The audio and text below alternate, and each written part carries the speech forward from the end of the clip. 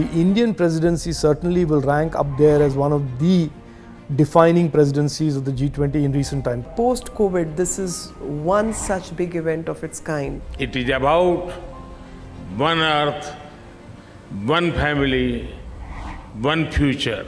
India is much more relevant today and cannot certainly be ignored. Successful mission to the moon and almost 5 days later a mission to the sun. G20 will come and go in New Delhi, but I think New Delhi must try and see this opportunity to sustain the leadership. 23 is a watershed moment in our history.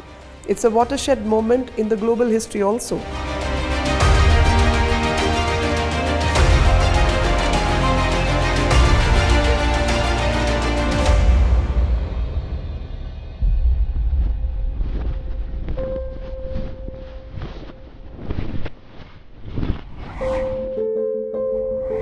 G20 summit this time in New Delhi is very different for several reasons. One is, of course, we speak about globalization, but India for the first time chose a theme of Vasudhaiva Kutumbakam. Earlier, it was only the technocrats or the policy wonks who actually were part of the G20. And this time around, we have people actually participating. In fact, we had the most successful, one of the first international events in Jammu and Kashmir, where a tourism working group meeting was attended by over 18 countries in the Kashmir Valley.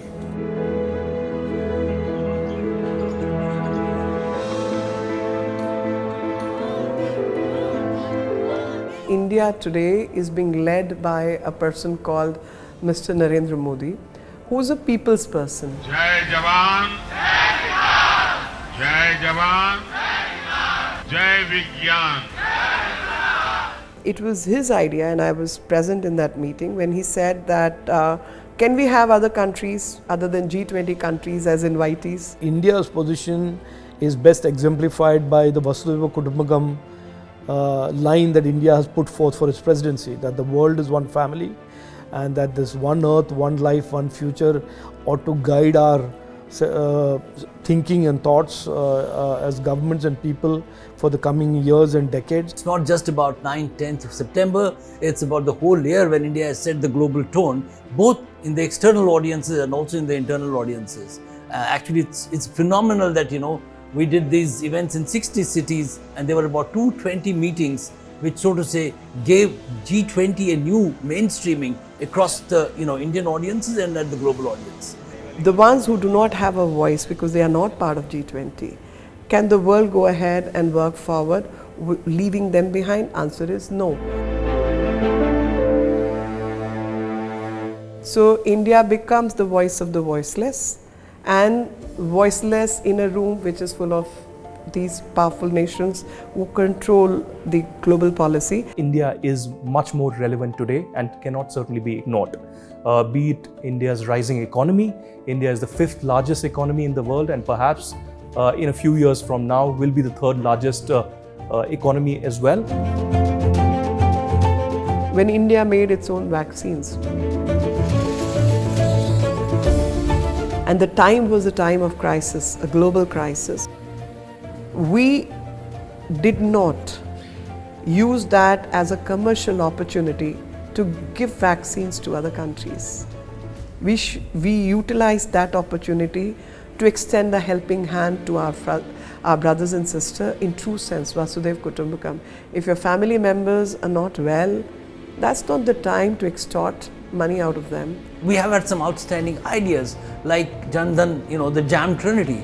For instance, targeted, addressal of subsidies, women being mainstreamed. 55% of Jan Dhan accounts are women. And about 50% of these accounts are in rural India. And they're either rural, absolute rural, or they're in the cusp of rural and urban. This is one learning which can be easily transported to the world at large.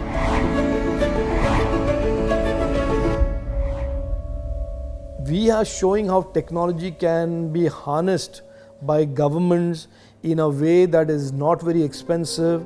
And so the DPI story that India today represents at scale, with 1 billion Indians using the DPI that have been constructed by the government, is certainly a beacon For all those countries, including the countries of the global south that have lagged behind in digital technologies because they thought it's very expensive. India historically and traditionally has had a non-aligned policy. But in the recent years, we have emerged as leaders having, a very independent policy and not joining one group against the other. The biggest example of this is the Russia-Ukraine war, where India said we are not going to back one bloc against the other and we'll have an independent policy. आज का युग युद्ध का है नहीं कि democracy और diplomacy और डायलॉग ये सारी बातें ऐसी हैं कि जो दुनिया को एक स्पर्श करती हैं. India spoke to both Zelensky and Putin repeatedly, urging them that talks are the only solution. Let's have dialogue, and that should mend the way and finally bridge the gaps for a peaceful solution to the conflict.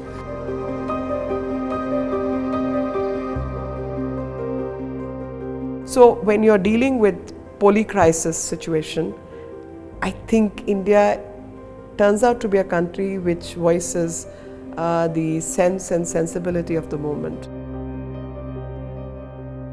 3, 2, 1, 0.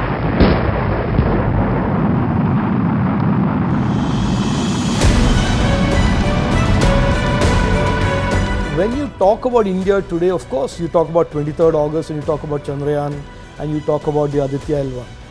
But if you talk about a deeper story which most countries relate to, that India, that story of India of great potential but immense dysfunctionality, which lasted for 6.5 decades, has been transformed simply because of Prime Minister Modi's vision. This is based and founded on some very, very fundamental principles.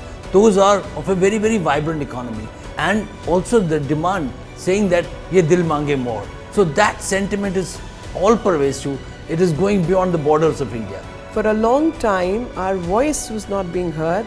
For a long time, we were unable to communicate how we felt on multiple issues. But because of G20 Presidency and year being 2023, when Amrit Kal is over, 75 years of India's independence, moving on Amrit Kal, the next 25 years, how they are going to impact the world and the nation building exercise itself is happening right now. So 23 is a watershed moment in our history.